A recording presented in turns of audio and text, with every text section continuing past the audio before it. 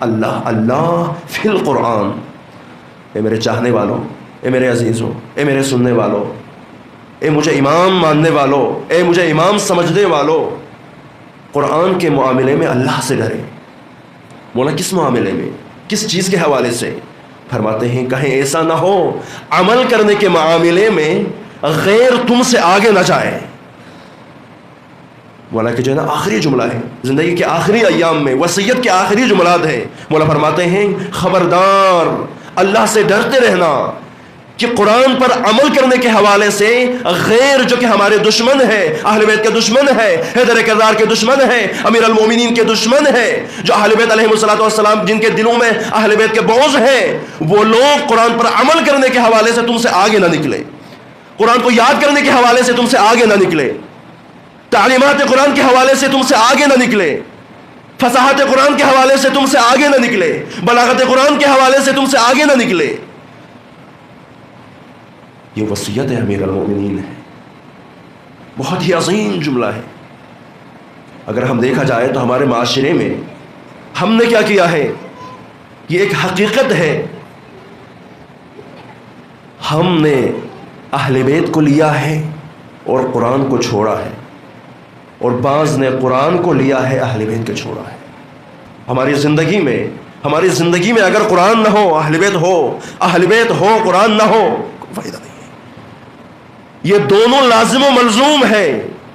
اگر ہم اپنی زندگی میں دیکھیں نا، چلنا اپنی مرضی سے، پھرنا اپنی مرضی سے، باتیں اپنی مرضی سے، گفتگو اپنی مرضی سے، گھر کا ماحول اپنی مرضی سے، بچوں کے لیے اسکول اپنی مرضی سے، بچوں کے لیے کالج اپنی مرضی سے، یونیورسٹیز اپنی مرضی سے، ہر ایک اپنی مرضی سے ہے. تو علی کی ولایت کہاں ہے؟ قرآن کہاں ہے؟ علی کی ولایت کا مطلب یہ ہے تم ویسے چلے جیسے علی چاہے، تمہاری بیٹی گھر سے ویسے نکلے جیسے فاطمہ الزہرا چاہے.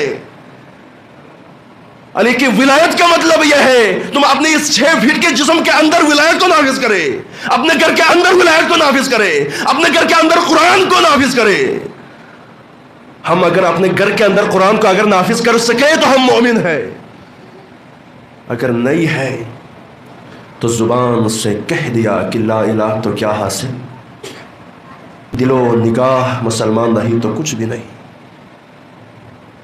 قرآن ہم سے تقاضا کیا کرتا ہے؟ میں مختصراً عزیز ہوں، قرآن ہم سے تقاضا کیا کرتا ہے یہ دیکھیں نا. کبھی قرآن سے پوچھا ہے؟ ہم نے قرآن کو صرف اور صرف فاتحہ خوانی کے لیے رکھا ہے، ہم نے قرآن کو صرف تلاوت کے حد تک رکھا ہے. اللہ معاف کرے، آج کل ہمارے معاشرے میں تلاوت قرآن مکمل طور پر ختم ہو چکے ہیں. یہ قانون ہے، یہ ایک اصول ہے. اگر قرآن کو لے لے، اہل بیت کو چھوڑے تو قرآن اس میں لعنت بیچتا ہے.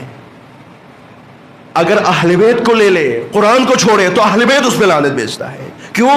کیونکہ یہ لازم و ملزوم ہے. جہاں قرآن ہے وہاں اہل بیت ہے، جہاں اہل بیت ہے وہاں قرآن ہے. اہل بیت کے بغیر قرآن سمجھ نہیں آئے گی، اور قرآن کے بغیر اہل بیت سمجھ میں نہیں آئے گی. عزیزو یہ